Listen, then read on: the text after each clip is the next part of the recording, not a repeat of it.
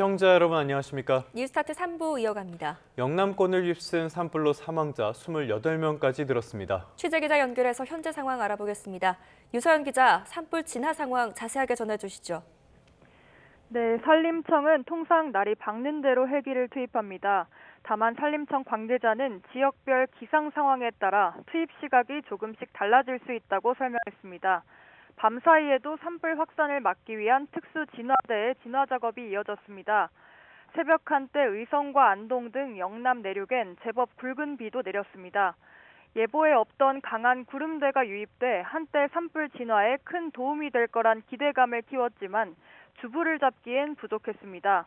다만 소방 관계자는 추가 확산을 막는 데는 도움이 됐다고 설명했습니다. 중대본이 발표한 어제 저녁 6시 기준 진화율은 경북 의성, 안동이 62%, 영양 60%, 영덕은 55%, 청송 80%였습니다.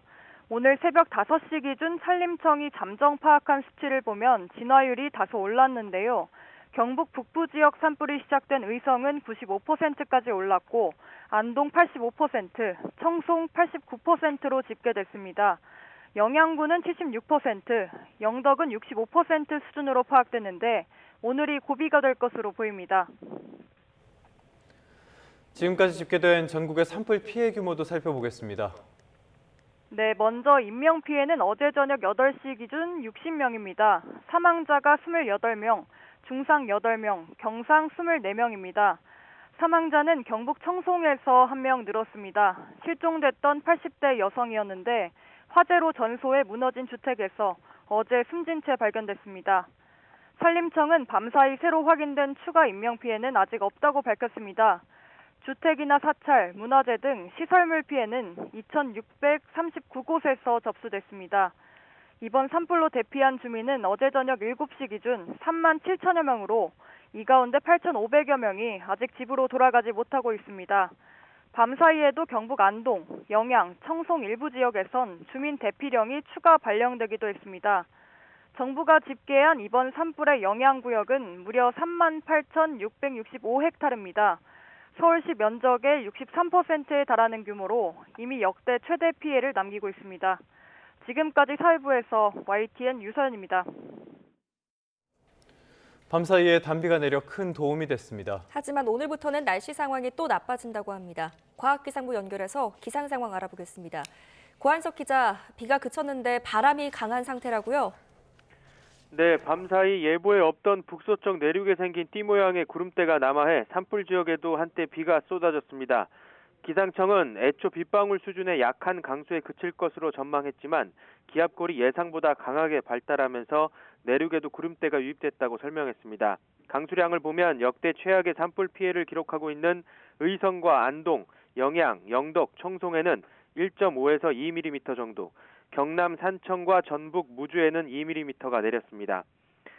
비는 경남 울주에 13mm나 쏟아져서 산불을 완전히 끌 수 있었고 경북 의성 등지의 진화율도 끌어올렸습니다. 현재 비구름대는 모두 물러났고 당분간 비 소식이 없습니다. 바람은 여전히 강하게 붑니다. 특히 풍향이 서풍에서 북서풍으로 바뀌기 때문에 불길이 확산 방향을 남쪽으로 틀 수 있습니다. 현재는 우리나라 서쪽 해안 중심으로 강풍특보가 내려진 상황입니다. 기상청은 당분간 전국 대부분 지역에서 바람이 순간 초속 15m 내외로 강하게 부는 곳이 있겠다고 예보했습니다. 산간지방에는 초속 25m 돌풍이 불 수도 있습니다. 북서쪽에서 강하게 부는 바람은 소백 산맥을 넘어 영남 지역으로 들어오게 되는데 이 과정에서 수분을 잃어 건조해집니다. 건조특보는 이미 경북권을 중심으로 발령이 됐고 앞으로 동쪽 지역을 중심으로 건조특보가 확대할 가능성이 큽니다. 단비가 산불 진압에 유리한 환경을 조성했지만 건조하고 강한 바람이 불어와 여전히 불길 잡는 데는 어려움이 따를 전망입니다. 지금까지 과학기상부에서 YTN 고한석입니다. 네, 그럼 산불 피해 상황 이병도 국립산림과학원 산림재난 환경연구부장과 자세히 이야기 나눠보겠습니다. 어서 오십시오. 네, 안녕하세요. 네, 어제 애타게 기다리던 비가 내려줬습니다. 네. 어느 정도 진화에 도움이 됐다고 보세요? 네, 지금 상당히 좀 많이 도움이 됐습니다. 아. 충분한 양은 아니었습니다. 예, 예. 그래서 지금 어젯밤에 이제 저희 연구원들이 탐지 드론을 띄워봤더니 화염의 크기가 기존보다는 많이 줄어들었습니다. 아. 그러니까 화염이 큰 화염이었고 예. 작은 화염들이 이렇게 쭉 연결되어 있는 모습을 확인되었고요. 다행히 이제 비의 영향도 있었지만 그 전부터 좀 많이 노력을 해서 울주 산불하고 무주 산불 같은 경우는 주불 진화가 완료가 되었습니다. 예. 그래서 좀 많은 도움이 된 것 같습니다. 네. 알겠습니다. 많은 도움이 되긴 했는데 이 비가 도움이 된 건 맞지만 불씨가 다시 살아날 가능성 이런 것들 없을까요? 네, 불씨는 충분히 살아날 가능성이 예, 예. 있습니다. 많이 와봐야 5mm가 왔기 때문에 지금 두꺼운 낙엽층 안으로 충분히 물이 스며들지 예. 못했습니다. 그리고 그 중에 일부는 또 나무 윗부분, 잎이죠. 나무 잎에서 일부가 흡수가 되고 떨어지더라도 낙엽층이 두껍기 때문에 표면에만 이렇게 살짝 뿌려진 상태입니다. 그렇기 네. 때문에 그 네네. 안에 숨어있던 불이 언제든지 바람이 불고 산소가 다시 공급이 되면 살아날 수가 있습니다. 네. 지금 의성 지역 산불은 아직까지도 불길을 잡는 게 쉽지 않아 보입니다. 네. 이렇게 진화 작업이 더딘 이유가 뭡니까? 더딘 이유는 아무래도 너무 이미 화선이 펼쳐져 있기 때문이죠. 예, 예. 그래서 헬기를 오늘도 한 86대를 투입할 예정인데 많은 수의 헬기를 투입하더라도 화선 자체가 너무 커져 있기 때문에 속도에 좀 진화를 올리는 데 지금 한계가 예, 있고요. 그다음에 이제 오늘 좀 많이 집중을 해야 될 것 같습니다. 네. 그러니까 화선이 긴 게 영향을 미치고 있다고 하셨잖아요. 네. 지금까지 지도를 보면 이 화선이 양쪽으로 길게 만들어져 있는데 이게 위아래로까지 번질 가능성은 어떻게 보고 계십니까? 결국은 이제 바람의 방향과 예. 얼마나 강한 바람이 들어오냐에 달려 있는 것 같습니다. 지금까지는 계속 얘기하셨지만 주풍이 서풍이었거든요. 네. 서풍하고 남서풍이었기 때문에 바닷가 쪽으로 동쪽으로 빠르게 달려갔습니다. 예, 예. 강한 도깨비불처럼 비화로 달려갔는데 이제는 이제 오늘부터는 이제 북서풍이 들어올 예정이거든요. 네. 그러면은 이제 화선에서 남쪽 면에 있는 예. 화선, 위에 있는 화선이 아니라 밑에 있는 화선이 남쪽으로 갈 가능성이 있습니다. 그래서 네. 불의 머리, 그러니까 불의 머리는 일반적으로 확산 속도가 빠른 곳인데요. 이 불머리가 남쪽 부분에 형성될 가능성이 높습니다. 네. 오늘도 강풍이 예보되어 있으니까요. 바람 방향 계속 예의주시하면서 주의하셔야겠습니다. 네. 특히 이 지금 산불이 어느 방향으로 튈지 모르는 상황이기 때문에 더 지금 우려되는 지역들이 많은데 이 산불 확산 속도가 보니까 시간당 8km 수준이라고 하더라고요. 이게 네. 감이 잘 안 잡히는데 어느 정도 수준입니까? 예, 지금 이제 저희가 그 산불 연구를 계속 해왔는데요. 산불 연구를 하다 보면 계속 정보를 수집할 수밖에 없는데 네. 국내에서는 가장 빠른 산불이 시간당 5.2km였습니다. 어. 속초에 있었던 산불인데요. 그 다음 산불이 시간당 4.4km 정도 수준이었습니다. 예. 근데 이번에는 시간당 8.2km여서 가장 빠른 지금까지 관측된 산불 중에서 가장 빠른 산불이었고요. 이거는 이제 성인이 달리기를 해도 따라잡을 수가 없는 그런 속도입니다. 굉장히 빠른 속도였습니다. 지금 그래픽이 나오고 있는데요. 보시는 것처럼 그렇게 강한 바람이 불면서 양쪽으로 굉장히 길게 화선이 퍼져 있는 모습 그래픽상에서 확인할 수가 있습니다. 자, 이렇게 길어지다 보니까 인명 피해도 많이 커진 것 같아요. 네. 지금까지만 사망자가 28명으로 집계가 네. 됐는데 이렇게까지 인명 피해가 커진 배경은 뭘로 보십니까? 결국은 방금 전에 말씀드렸듯이 빠른 속도였죠. 아, 역시 그러니까 속도. 대피 경보 시스템이 작동하는 속도가 예. 있을 것이고요. 그다음에 산불의 확산 속도가 있었을 텐데 이번에는 이 산불의 확산 속도가 너무나도 빨랐습니다. 경험하지 못한 속도였죠. 예, 예. 그렇기 때문에 거기에 따라 순식간에 산불의 영향 권역이 커졌고 그러면서 또 수많은 마을들이 포위됐었고 이런 부분에 있어서 산불의 확산 속도가 대피 속도를 앞질렀다 이렇게 볼 수 있습니다. 네. 어저께 나오셔서 이제 어제 기준으로 오늘이 이제 분수령이 될 것이다 네. 이렇게 예상을 하셨는데 네. 앞으로 이제 또 고비가 여러 차례 남아 있지 않습니까? 어떤 점들이 좀 따라줘야 할까요?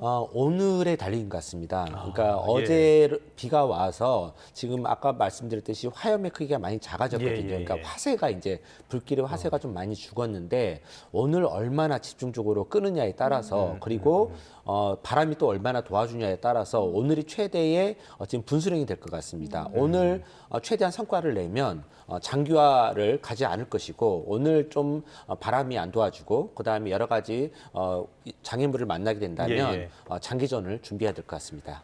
역시 기상 상황을 살펴볼 수밖에 없는 그런 상황이라고 봐야 될 것 같습니다. 기상 상황이 제일 중요할 것 같은데요.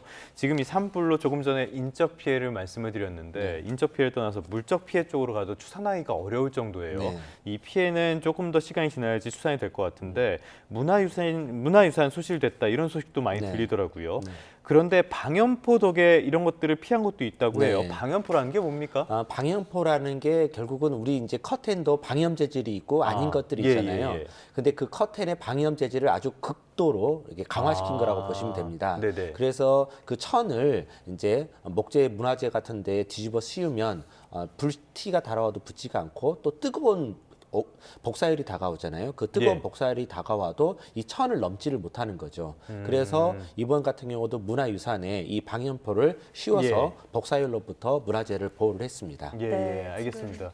이런 그 방염포의 역할이 꽤 컸다고 말씀을 해주셨는데 이 방염포의 역할, 근데 이 방염포를 그렇게 더 폭넓게 쓰지 못하는 이유는 뭔가요? 방염포가 아무래도 예. 그 비싸고요. 비싼 부분도 있지만 그 면적이 좀 부피에 제한이 있습니다. 그러니까 이제 문화재처럼 네네네. 이렇게 이번 같은 경우는 작은 예. 정자였잖아요. 제한적으로밖에 쓸 수 없는 네, 건가요? 그렇죠. 예. 그거를 덮을 수 있을 정도의 규모인데 마을 전체를 덮을 수도 없고 그런 이제 규모가 있기 때문에 중요한 곳에 우선 적용할 수가 있습니다. 네, 문화유산에 있어서 이제 피해가 우려되는 지역에는 또 선제적으로 대응을 하고 있다고 하니까요. 더 네. 이상의 큰 피해는 없기를 바랍니다. 지금 저희가 조금 전에 또 영상으로 네. 보여드렸지만 진화대원들 피로도가 굉장할 것 같습니다. 계속 짚어주시는 부분이기는 하지만 이게 지금 대부분 60대 분들이셔서 또 이 문제도 지적이 되고 있더라고요. 네, 맞습니다. 저도 좀 이렇게 이제 장기화가 되다 보니까 예, 예. 결국은 얼마나 체력이 강한 분들이 계시느냐가 큰 도움이 되는데요. 네. 이 부분이 정말 지금 그 개선해야 될 문제로 좀 대두가 되고 있습니다. 예, 예. 지금 그 산림청에서 운영하고 있는 진화대는 공중 진화대 이런 분들은 헬기를 타고 레페를 하시는 분입니다. 그래서 네. 가장 많이 정의화된 집단이고요. 예. 두 번째가 이제 특수 진화대. 이분들은 이제 산에 주불까지 진화하실 수 있는 능력을 갖춘 분들이고요. 근데 대부분들이 그 전문 예방 진화대원인데 이분들이 이제 지방에서 예. 일자리 사업으로 고용하신 분들입니다. 그리고 또 단기간 계약직입니다. 그러니까 예, 봄철 예. 계약하고 가을철 계약하고 이러다 보니까 사람도 바뀌고 예. 그 다음에 계약직이다 보니까 뭐랄까요, 좀 젊은 분들이 안 오시는 거죠. 네. 일종의 어르신 일자리처럼 된 거네요. 네. 이거는. 예. 그러다 보면은 이제 경험이 쌓이지가 않고 축적이 안 되는 거죠. 그러다 그러겠네요. 보니까 이제 정예화되기에 좀 어려운 그런 시스템적인 문제가 있다. 예. 했습니다. 어떤 식으로 개선을 해야 될까요, 그거는? 일단은 그 산불의 상시화가, 그러니까 연중화가 되기 예, 예. 때문에 상시 대응 체제로 가야 됩니다. 그러니까 지금 이제 봄철에만 조심 기간을 운영하고 가을철에 운영하다 보니까 이분들을 1년 내내 고용할 수가 예, 예. 없거든요. 네. 그런데 이제 고용이 좀 안정이 되면 젊은 분들이 오실 수도 있고 또 건강한 분들이 오실 수도 있고 그리고 또 경험이 축적될 수가 있는 거죠. 그래서 이 산불 시스템의 상시화가 예. 어찌 보면은 진화대원의 정예화하고 아주 밀접한 관련이 있다 예, 이렇게 예. 보고 있습니다. 네. 이번 산불로 인해서 대피 체계 시스템에 대한 이야기도 나오고 네. 있습니다. 이제 고령자분들 같은 경우는 재난 문자가 와도 쉽게 거동이 어려우신 분들은 피하시기가 어렵잖아요. 이런 부분에 대해서 어떻게 좀 대응책을 마련해야 될까요? 이 부분도 이제 좀 다시 재점검이 필요한 부분인데요. 아까 말씀했듯이 이제는 예전에는 자 준비하세요. 네. 이제 곧 산불이 옵니다. 준비하세요. 그러다가 이제 시간이 되면 대피하세요. 이렇게 예. 됐거든요. 근데 지금 이제 그런 시간이 없는 거죠. 너무 빨라져서. 네, 예. 너무 빨라져서 예, 그냥 예. 대피하세요가 되는 거죠. 근데 어르신들 많잖아요. 또 거동이 불편하신 분들 많고 이런 분들이 이제 재약자라고 하는데 재약자가 굉장히 많습니다. 또 노인 요양실에도 재약자가 많고요. 그 예를 들어 보면은 지금 하와이 산불 같은 경우는 23년에 102명이 사망했고요.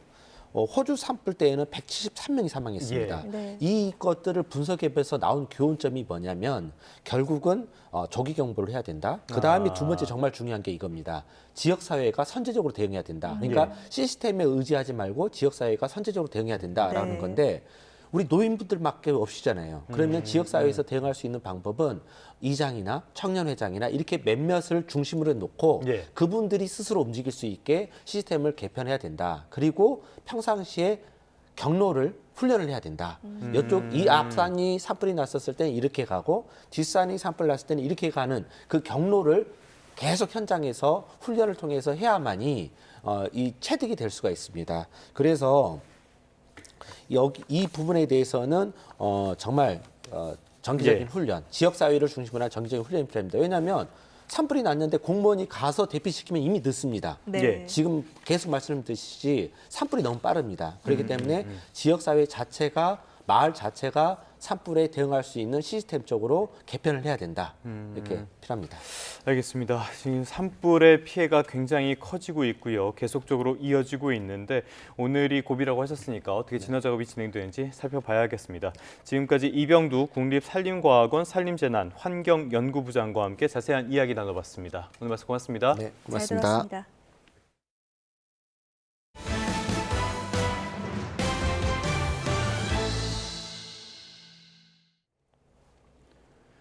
어제 헌법재판소가 헌법소원 심판 같은 일반 사건을 선고했습니다. 아직 윤석열 대통령 탄핵 심판 선고 기일은 지정되지 않았는데 4월 선고 가능성에 힘이 실리고 있습니다. 차정현 기자입니다.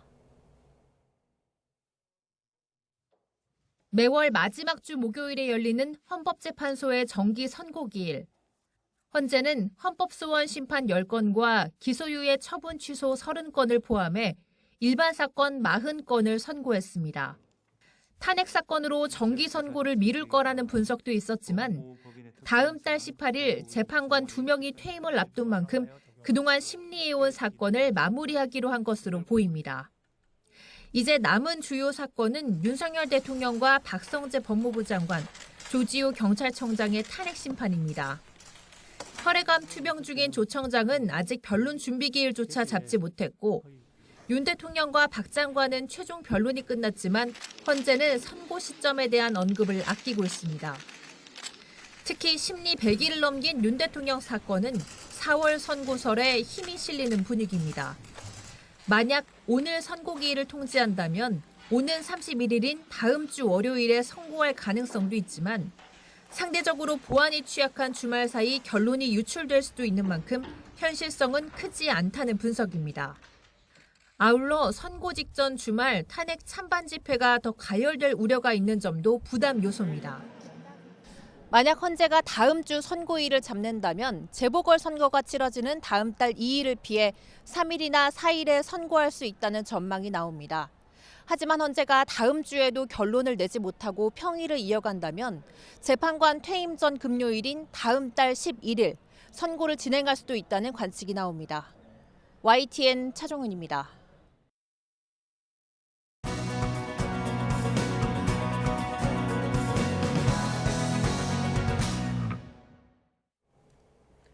이번에는 트럼프 경제 정책 어떤 게 나오고 있는지 또 그 여파는 어떤 게 있는지 전문가와 함께 살펴보도록 하겠습니다. 스타트 경제 오늘은 주원 현대경제연구원 실장과 함께하겠습니다. 어서 오십시오. 어서 오십시오. 트럼프 정책 계속 나오고 있습니다. 어제는 자동차 관세에 대한 이야기까지 나와서 많은 나라들이 놀라고 대응 방안도 논의하고 있는 것 같은데요. 또 동맹, 비동맹 구분 없이 관세를 계속하겠다 이런 부분들 어떻게 보십니까? 일단 뭐 트럼프 머릿속에서는 예. 동맹이라는 건 지어진 지 오래고요. 친구도 없다. 예. 무조건 이제 돈을 벌자. 음. 그러니까 예를 들어 뭐 그동안 미국으로 많은 수출을 했던 그런 뭐 동맹국이든 비동맹국이든 수출을 하게 되면 사실 이제 그 생산 기지는 바깥에 있잖아요. 예. 그러면 이제 그쪽에서 다른 나라에서 고용이 창출되고 미국으로 수출함으로써 그리고 그쪽 정부에 돈을 내고 그거를 이제는 미국에다가 생산 기지를 두고 그러니까 왜냐하면 관세를 올리면은 자동적으로 미국에 있는 생산 기지가 늘어나게 되잖아요. 네네. 미국 근로자들을 고용하고 그다음에 미국 정부에다 돈 내라. 이제 이런 거를 얘기를 하는 것 같고요. 이미 이제 품목별로 관세가 들어가고 있죠. 이제 옛날 그러니까 트럼프 일기 때는 중국에 대한 관세를 그렇죠. 올렸을 때는 그런 슈퍼 301조라는 법의 근거를 뒀고 이번에 이제 3월 12일 날 철강하고 알루미늄에 대해서 품목 관세를 올린 거는 무역 확장법 232조. 예. 그리고 요번에 자동차 관세 4월 요번에 이제 발효되는 자동차 관세는 역시 이제 25% 무역확장법 232조의 근거를 둬서 실행을 하고 있습니다. 네, 트럼프 관세 정책에 지금 세계 각국이 반응하고 있습니다. 어제 보니까 이제 세계 각국이 전열 재정비에 나선 것 같던데 어떻게 네. 보셨어요? 전열 재정비는 아니고요. 네. 원사이드하게 두들겨 맞고 있고, 네. 예. 그러니까 예를 들어 뭐 인도나 베트남 같은 경우는 이제 미국산 제품에 대해서 관세를 인하해주는 예. 미리. 예. 그리고 멕시코는 이제 그동안 미국과 가장 이제 주요 핵심 이슈였던 국경 문제. 많이 좀 멕시코가 정부가 힘을 쓰겠다는 거고. 예. 유럽은 아직은 좀 자존심이 있어서 보복 관세를 때리겠다. 네, 맞대응에 나섰죠. 예, 그러니까 유럽도 사실은 저렇게 하다가 밀릴 겁니다. 예. 왜냐하면 이제 유럽이 미국에 대해서 무역 흑자를 내는 부분이 상당히 크거든요. 예. 그렇다면 관세를 올리게 되면은 유럽에 손해니까 처음에는 자기 체면 때문에 저렇게 이제 액션을 취하다가 어느 순간은 못 버티고 트럼프의 쪽으로 좀 승기가 밀리지 않을까 생각이 됩니다. 말씀하신 나라들 상당수의 나라들은 대미 무역 흑자가 큰 나라들이 먼저 나서고 있는 것 같아요. 소위 말하는 미국에서 더티 15 이 나라들, 더러운 15개 나라들, 우리나라도 포함될 가능성이 커 보이는데 여기에 포함되면 어떤 점이 달라질 것으로 예상하십니까? 일단은 자동차는 품목에 대한 관세이기 때문에 예. 그거는 사실 이제 전혀 좀 별개의 문제고 지금 이제 4월 2일, 3일부로 이제 상호 네. 관세를 그쵸. 예. 얘기하고 있잖아요. 그건 이제 국가가 특정 국가와 미국 간의 관세율을 조정을 하는 건데 지금 무역 흑자를 미국에 크게 내고 있는 국가들이 보면은 우리나라가 한 8등 정도, 예. 가장 네. 큰 나라가 그다음에 중국, 그다음에 멕시코, 베트남, 그다음에 유럽 국가들 다수, 일본 이런 식이거든요. 그 나라들은 아마 들어갈 것 같아요. 그 15라는 거는 이제 15개국 미국에 대해서 많은 무역 흑자를 내는 국가들.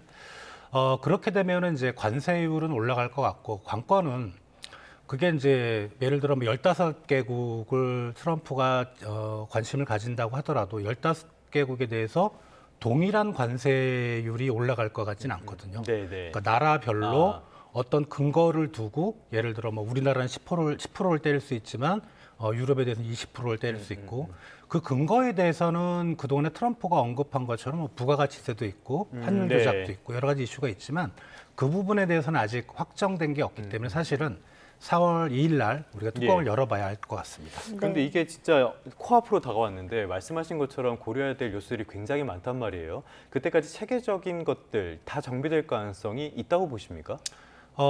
지금 사실 이거 사람이 하는 일이잖아요. 예. 그러니까 미국 상무부 밑에 USTL이라는 무역 대표부에서 네. 있는 직원들이 하는데 그 직원들이 뭐 몇만 명 있는 것도 아닐 거고 그러니까요. 그 예. 15개국만 하는 건 아닐 겁니다. 또 다른 나라들까지 포함하면은 만 수십 개국에 대해서 조정을 할 텐데 과연 그 근거를 명분 있게 만들 수 있을까? 그리고 일일이 그런 걸 다 조사를 해야 되는 그 시간이 너무 촉박해서 자칫 잘못하면 이제 어떤 특정 국가에 대해서 미국 정부가 어떤 이런 식의 근거를 들이대고 관세를 올리려고 하는데 그 근거가 팩트가 아닐 수도 있어요.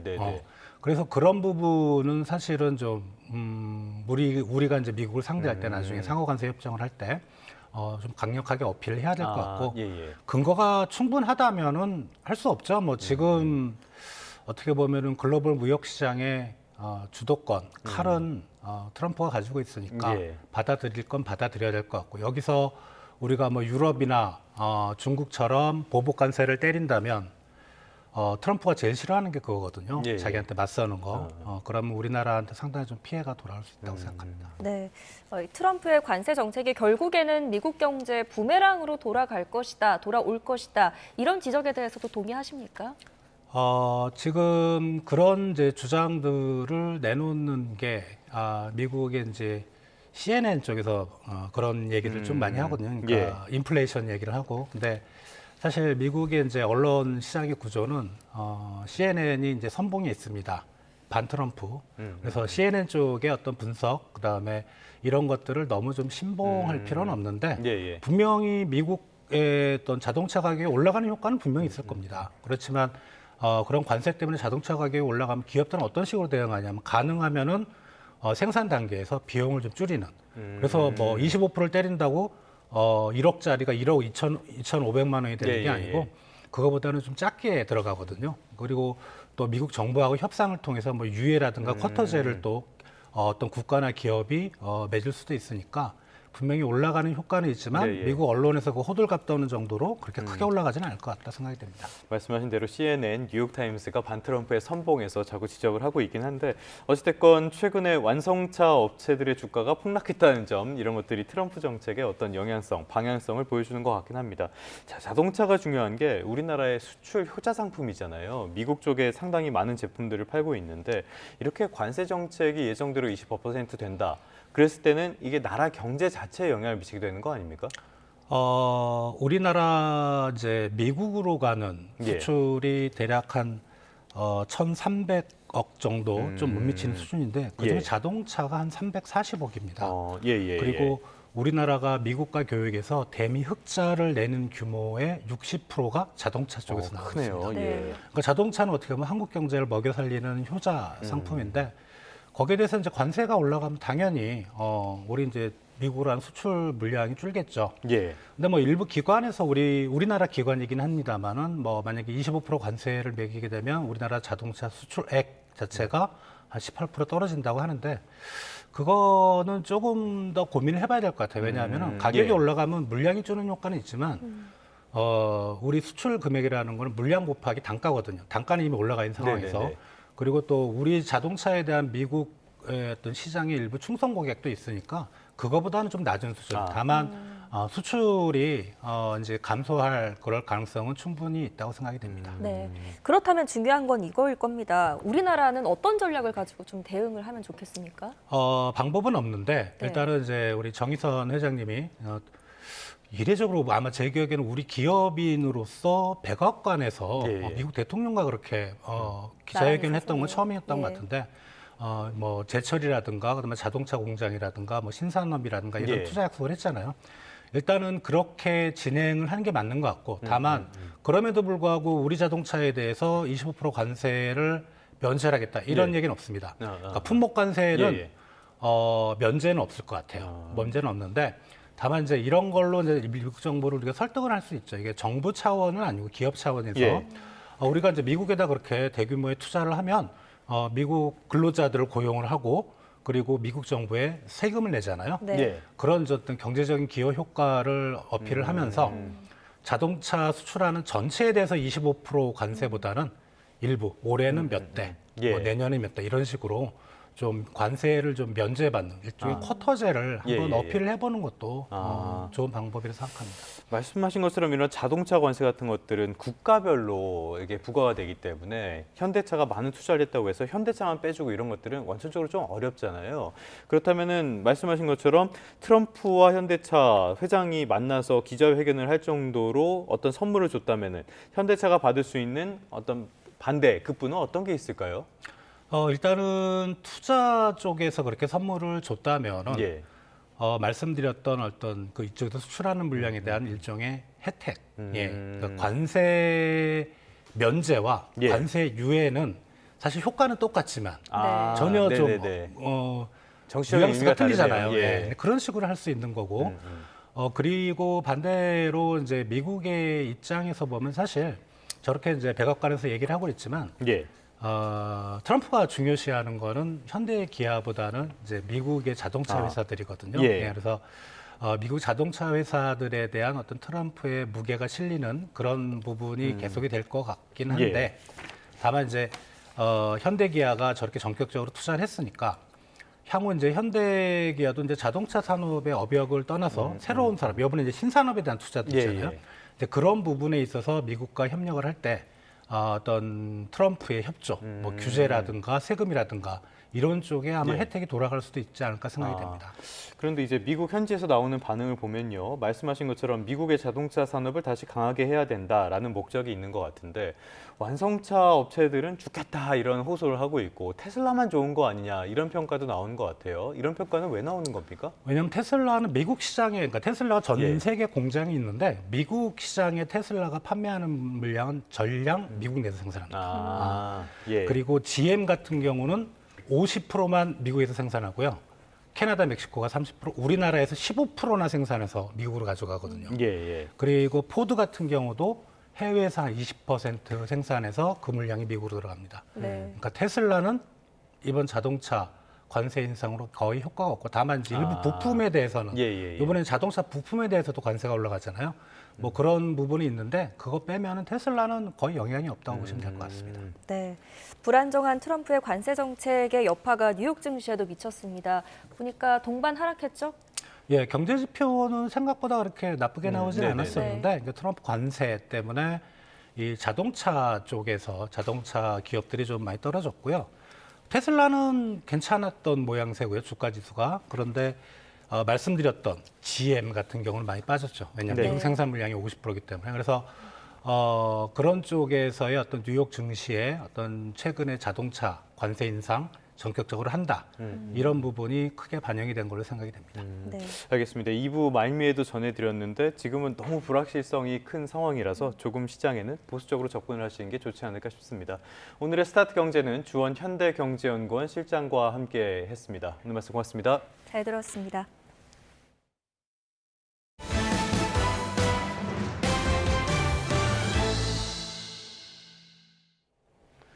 트럼프 행정부 2기의 다른 모습도 살펴보죠. 과거 친팔레스타인 시위 가담을 이유로 대학가에서 300명이 넘는 외국인 유학생의 비자를 취소했다고 밝혔습니다. 이번에는 튀르키예 출신 유학생이 대낮에 길 한복판에서 수갑에 채워져 끌려가는 장면이 CCTV에 잡혔습니다.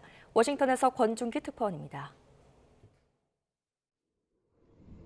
길을 가던 학생을 가로막더니 배지를 보여주며 체포를 시도합니다. 주변에서 하나둘 모여드는 이민세관 단속국 요원들. 학생의 핸드폰을 뺏은 뒤 뭔가를 설명하는 듯합니다. 가방을 벗긴 뒤엔 등 뒤에서 수갑을 채우기 시작합니다. 뭐 하는 거냐는 행인의 질문에 이들은 경찰이라고 답합니다.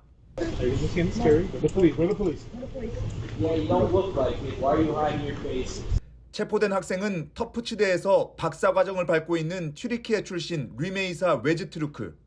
지난해 대학본부의 친이스라엘 정책을 비판하는 글을 학내 신문에 실었던 학생입니다. 변호인은 법원의 명령을 무시하고 당국이 학생을 루이지애나 구금시설로 옮겼다고 비판했습니다. 곧 추방을 강행하려는 수순이라는 겁니다. 루비오 국무장관은 반이스라엘 시위와 관련해 비자를 취소한 외국인이 300명 이상이라고 밝혔습니다. Every time I find one of these lunatics, I take away their visa. You're saying it could be more than 300 Sure, visas? I hope. At some point, I hope we run out because we've gotten rid of all of them. But we're looking every day. 컬럼비아대 한인 학생도 친팔레스타인 시위에 참여했다는 이유로 최근 영주권을 박탈당하고 체포 위기에 처했습니다. 하버드대 교수 600명은 반이스라엘 시위에 참여했다는 이유로 유학생들을 추방하는 건 민주주의 기본 원칙에 대한 정면 위반이라고 비판했습니다. 워싱턴에서 YTN 권중기입니다. 김정은 북한 국무위원장이 올해 안에 러시아를 방문하기 위해 준비하고 있다고 러시아 외무부가 공식적으로 밝혔습니다. 시기와 장소는 협의 중인 것으로 보이는데 김 위원장이 평양을 오래 비워야 하는 부담을 감수하고 모스크바까지 갈지가 관심입니다. 홍선기 기자입니다. 러시아가 김정은 북한 국무위원장의 방러 추진을 공식 확인했습니다. 안드레이 루덴코 러시아 외무차관은 김 위원장이 올해 안에 러시아를 방문하기 위한 준비를 진행하고 있다고 밝혔습니다. 지난해 푸틴 러시아 대통령이 평양을 방문한 자리에서 초청 의사를 밝혔고 1년 만에 답방이 성사되는 겁니다.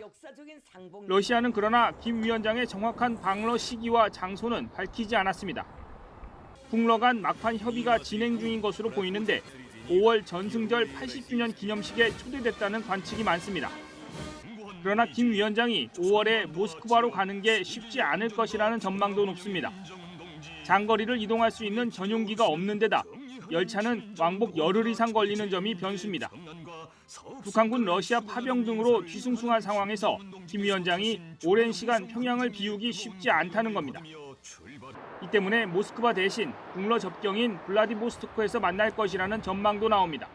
김 위원장이 보름 정도 평양을 비울 만큼 국내 상황이 여유롭지 않다는 점, 안정성이 보장된 전용기가 없다는 점 등을 고려할 때 5월 중 김 위원장의 모스크바 방문 가능성은 낮고 단지 블라디보스톡에서의 정상회담 가능성은 열려 있다고 분석합니다. 여기에 김 위원장이 아직 다자회의 성격의 국제무대에 등장한 적이 없다는 점도 제3의 장소로 방러 일정을 추진할 것이라는 전망에 힘이 실립니다. 장소를 떠나 이번 만남이 성사될 경우 북한의 파병 대가 문제를 논의할 가능성이 높다는 점에서 국제사회의 우려도 한층 높아질 것으로 관측됩니다.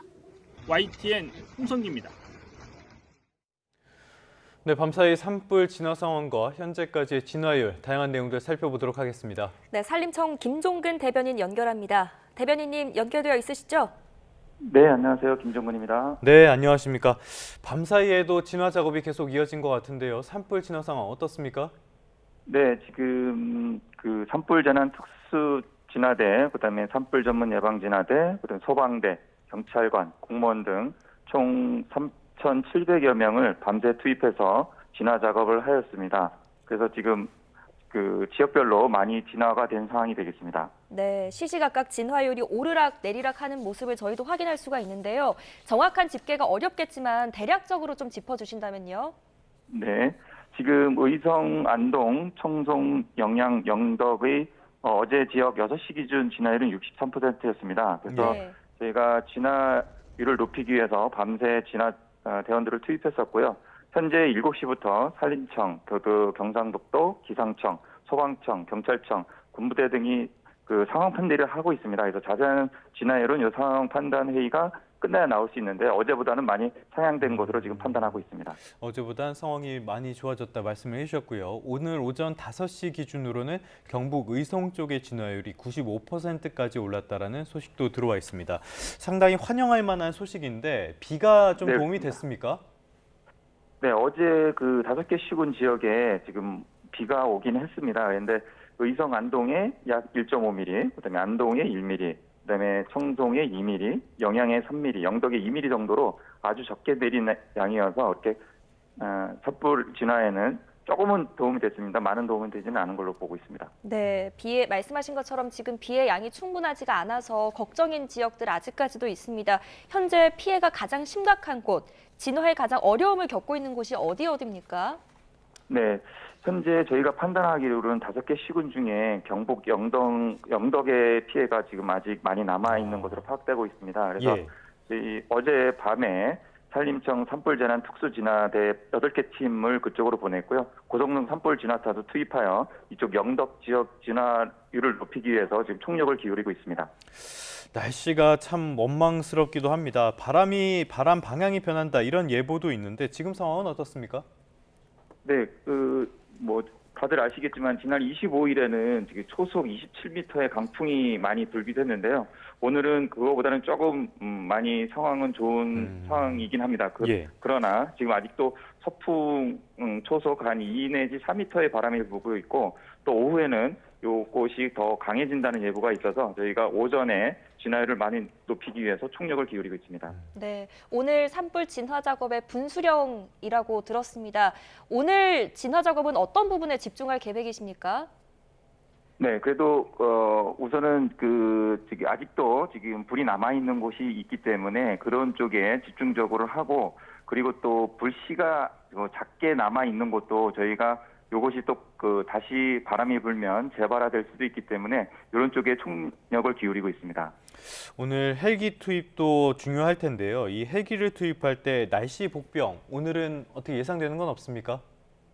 네, 지금 헬기 같은 경우는 지금 날씨의 영향을 많이 받는데 헬기도 강풍이 불면은 헬기도 이륙하지 못합니다. 그런 상황도 있고 그다음에 특히나 헬기는 시계 비행입니다. 그래서 안개가 끼거나 그다음에 연무가 있으면은 진화 작업에도 많이 어려움이 있습니다. 오늘은 어제보다는 상황이 조금 좋은 것으로 판단하고 있습니다. 네, 지금 거의 대부분의 산림청 인력, 소방 인력, 산불 진화 작업에 동원이 되고 있습니다.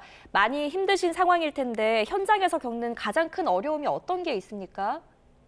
네, 어떻게 보면은 지금 진화대원분들이 다 어떻게 보면 일주일 정도로 진화를 투입하여 지금 총력 대응하고 있기 때문에 아무래도 체력적이라든지 건강상이 가장 우려가 되고 있고요. 특히 이런 분들이 깊은 산을 오르거나 산길이 없는 인도가 없는 산을 올라야 하는 것과 급경사지를 올라야 하는 것들 이런 것들이 좀 가장 어려움이 있다고 보여집니다. 알겠습니다. 이제 중요한 점은 인명 피해를 줄여야 된다는 그런 부분이겠죠. 산불이 발생했을 때 대피 요령 어떻게 해야 됩니까? 산불이 발생 때는 잠시만요. 네. 네. 이제 산불이 나면 사실 네. 당황하기가 쉽잖아요. 맞습니다. 네네. 그래서 그 지역에 대피 안내가 있는 경우는 바로 즉시 안내된 장소로 이동을 해 주시고요. 또 그 산불 진행 경로를 그러니까 오고 있는 산과 떨어진 도로를 이용해야 됩니다. 또 야영 중이라든지 산에 있으면은 바로 반드시 대피를 하셔야 되고요. 그다음에 대피를 못한 경우에는 바람을 등지고 주변의 낙엽을 제거한 후 엎드려서 낮은 자세를 유지하는 것이 가장 중요합니다. 네, 알겠습니다. 끝으로 짧게 답변해 주시면 감사하겠습니다. 고령자가 많은 지역은 선제적 대처도 중요하지 않겠습니까? 어떤 부분에 좀 주의를 기울여야 할까요? 네, 지금 그 농산촌에 살고 계시는 고령자분들께서는요, 텔레비전이라든지 라디오 방송이나 이런 것들을 계속 봐주시고 또 그 휴대폰의 안내 문자, 그다음에 마을에 설치된 대피 방송이 있습니다. 이런 곳에 기울이셔서 그 방송이 있으면 즉시 대피를 하셔야 합니다. 알겠습니다. 항상 인명피해 제일 조심하시고 생명이 제일 소중하다는 점 잊지 마시기 바라겠습니다. 지금까지 산림청 김종근 대변인과 함께했습니다. 오늘 말씀 고맙습니다.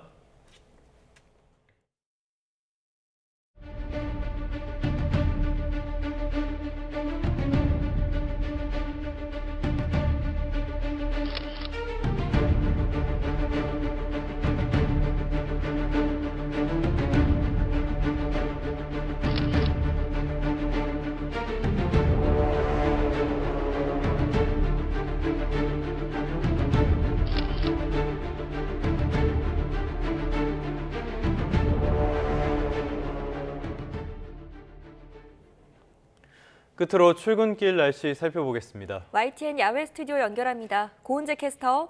네, 고은재입니다. 지금처럼 날씨가 중요할 때가 없는 것 같습니다. 밤사이에 산불 지역에 단비 내렸다고요? 네, 그렇습니다. 밤사이 예보에 없던 비구름대가 남하하면서 산불 지역에서도 한때 빗줄기가 굵어졌습니다. 특히 울산 일대에는 10mm 넘는 비가 내리면서 이 울주의 산불이 엿새 만에 진화가 됐고요. 또 그 밖에 산청과 의성 등 그 밖에 산불 지역에서도 양은 적었지만 고르게 비가 내리면서 진화율을 조금이나마 끌어올렸습니다. 네, 하지만 아직 안심할 수 있는 상황이 아니라고요? 네, 그렇습니다. 여전히 강수량이 충분치 않았기 때문에 대기가 무척 메말라 있는 가운데 앞으로 당분간 내륙에는 더 이상의 비 소식이 없습니다. 게다가 오늘부터는 바람의 방향까지 바뀌면서 이 북서풍이 강하게 불 걸로 보이는데요. 이 산불 지역에서는 불길이 남쪽으로 확산할 위험성도 있겠습니다.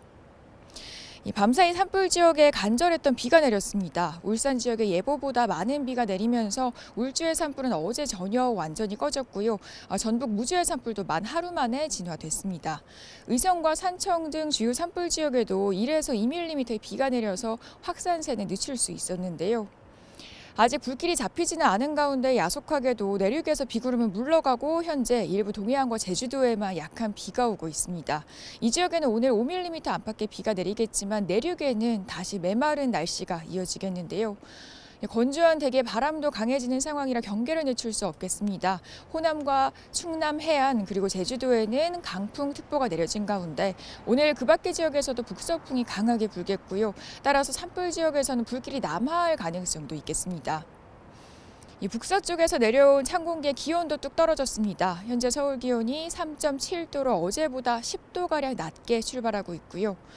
한낮 기온도 서울과 광주 12도, 대구 15도로 어제보다 7도에서 10도가량 낮겠습니다.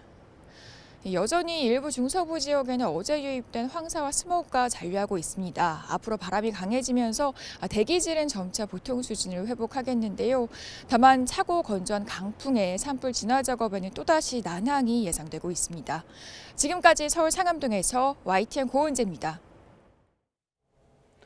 네, 3월 28일 뉴스타트 모두 마무리하겠습니다. 네, 산불이 빨리 진화되기를 바랍니다. 시청해주셔서 고맙습니다.